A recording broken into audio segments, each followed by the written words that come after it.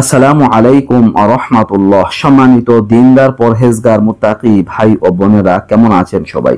আশা করি আল্লাহর অশেষ মেহেরবানিতে প্রত্যেকে ভালো আছেন। বন্ধুরা, গুরুত্বপূর্ণ একটি স্বপ্নের ব্যাখ্যা আপনাদের সাথে শেয়ার করব। আজকে আলোচনা করব স্বপ্নে শ্বাস প্রশ্বাস বন্ধ হয়ে যেতে দেখলে কি হয়।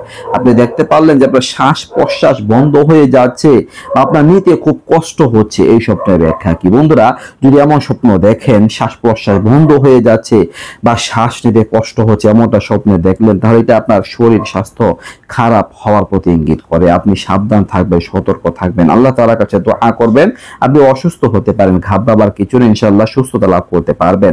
আর তাছাড়া এরকম স্বপ্ন দেখলে আরেকটা বিষয় হতে পারে যে আপনি হয়তো গুনাহের সাথে জর্জরিত, অন্যায়ের সাথে জর্জরিত, আপনি হয়তো গুনাহের কাজ নির্দ্বিধায় করে যাচ্ছেন।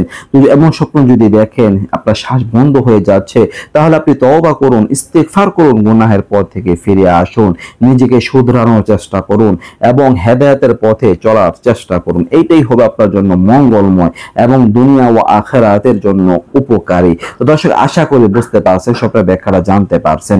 নিত্য নতুন আরো বিরোধী সবাই পাশে থাকবেন। দেখা হবে পরবর্তী কোনো ভিডিওতে। আল্লাহ তাআলা প্রত্যেকে ভালো রাখুন, সুস্থ রাখুন। আসসালামু আলাইকুম ওয়া রাহমাতুল্লাহ।